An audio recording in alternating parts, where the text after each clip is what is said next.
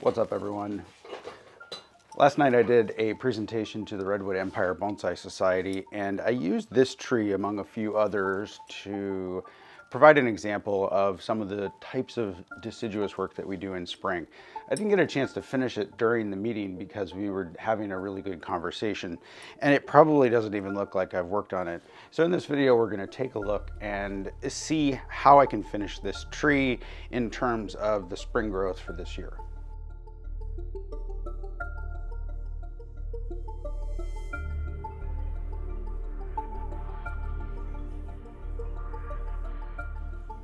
All right, well, let me give this a spin.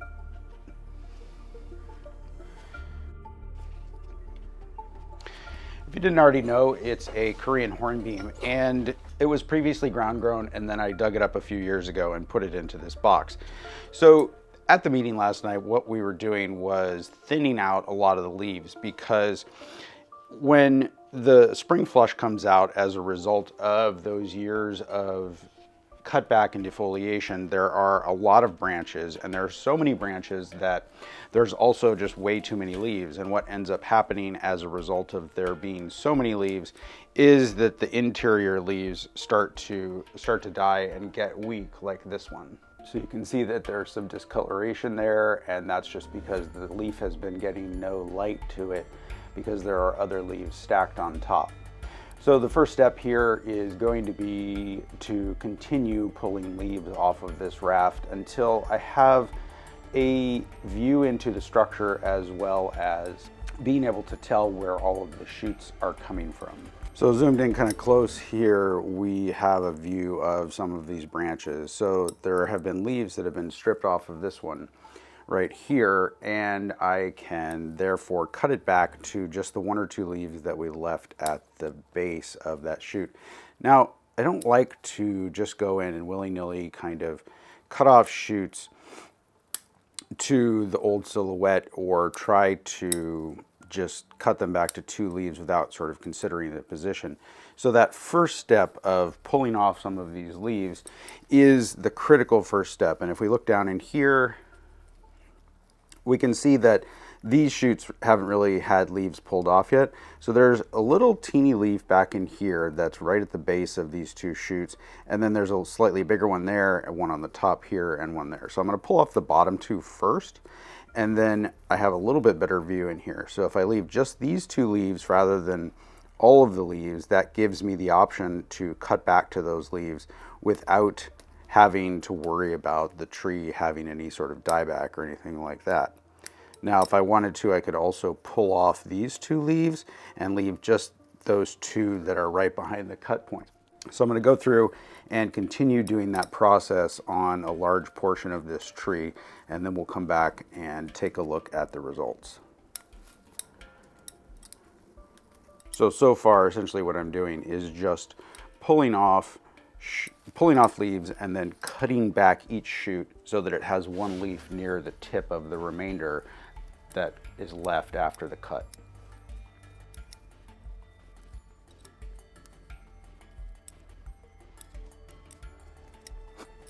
So this shoot, I had some helpers last night, and they actually pulled all the leaves off of it. So it'll be an interesting test to see whether or not it buds out very well after no leaves being left near the tip compared to the others that have leaves left near the tip. It's also possible that in reducing the structure here, I'll decide that this twig is going the wrong direction and remove it entirely. So some significant reduction here to this cluster of buds. I'm not 100% done with it, but at least I'm down to being able to see the majority of the structure, which makes it quicker and easier to eliminate some of the buds and branches that are in positions that are not ideal. So just like normal deciduous branch work, we're typically trying to reduce the budding so that there are not 3 or 4 more branches coming out in one place. And because hornbeams have a tendency to bud copiously, it's pretty common to see them sending out additional shoots at the base of some of those existing branches. So with this branch largely done, I'll continue on the rest of the tree. So with a couple of hours of work in, I have reduced the leaf mass on here, largely following the strategy of leaving 1 or 2 leaves on each branch. I've also come along and trimmed back the shoots once I could tell how things were structured enough, and allowed that allows these trees to be a little bit more distinct. It's actually a raft, but each individual trunk I'm treating sort of like a tree in a forest. So in addition to cutting back the shoots, I've also removed a lot of buds that were on the bottoms of branches just to clean things up. And I've removed strong shoots that were going directly upward, basically using directional pruning to favor the branches that are going out in the directions that I want. So I haven't quite finished. There's this whole section here. So let's take a closer look at the techniques that I've used on the rest of the tree as I apply them to this. So again, just starting by picking off a few leaves so that you can see, and the smaller leaves that are on the interior or base of the shoots are easy to spot. So that gives you a clue as to what the structure of the tree is as you're plucking the leaves off.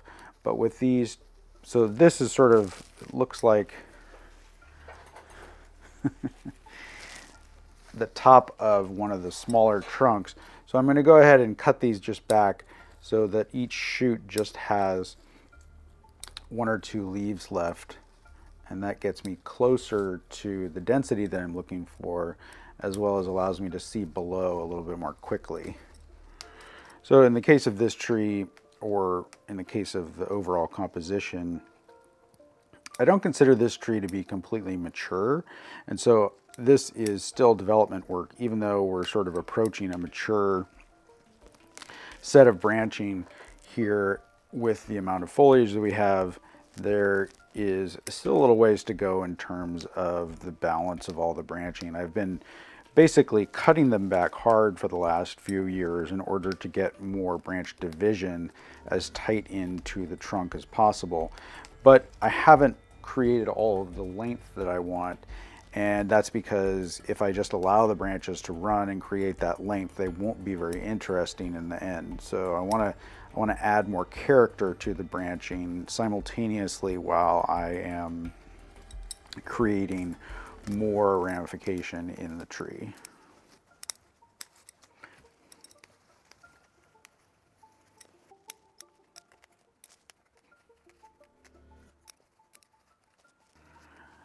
So this might look like it's still sort of a mess of leaves, but there is about 60% less foliage on here, and I can see through it. So if I kind of rotate this back and forth, you get a little bit more of a view into the structure.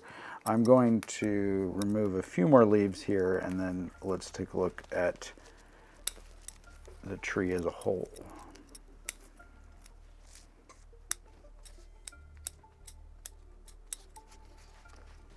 So I mentioned that I was taking off upward facing shoots, but in the case of these subcrowns on the tree, I'm actually allowing the vertical shoots to continue to elongate, so slowly building out crowns on each one of these. Now, I've also had to come in here and sort of cut away parts of the crowns that are conflicting with each other or heading back in towards the center a little bit too much, because as we move into the more maturity in this plant, we're actually going to have the majority of these crowns going outward, and this trunk, which I have grown another section on here, is going to create the actual center of the crown. Now, because after I ground grew the entire thing, I cut off all of the trunks and then decided that I needed one of them to be taller with a little bit more taper. I left a sacrifice branch growing on this, and that means that there's less ramification on the top here, and that's not so much a problem long term, because as I continue to work on this tree, it's usually the top of the crown that's the easiest to ramify. The tree is naturally apically dominant, as many trees are in bonsai, and that means that the top is always going to be the most vigorous part and might put out significantly more growth in the same growing period as the lower branches do. So now with this relatively set, I still have a sacrifice branch on here. So this portion is a sacrifice branch, but this portion I'm going to start treating as a part of the finished composition. So I'm actually going to trim back all of these strong shoots, but it's not going to take me nearly as long because there's just not as many leaves or shoots to worry about.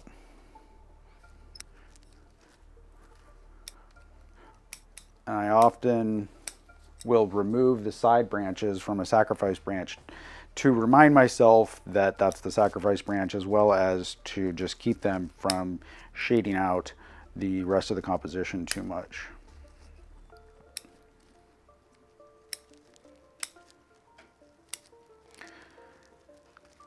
And so now just scissoring back a few of the remaining shoots up here.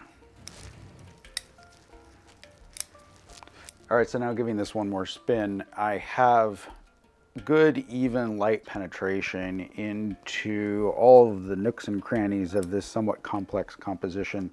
There are a few branches that are kind of hanging out in here in the middle of the composition, and I've left those alone a little bit more than I did the outside, and that's because they're going to continue to be shadowed by all of the exterior foliage as soon as the tree kind of re-leaves out and starts growing again. So they're not particularly important in the long run, but for now I think they look nice, so I'm going to leave them there.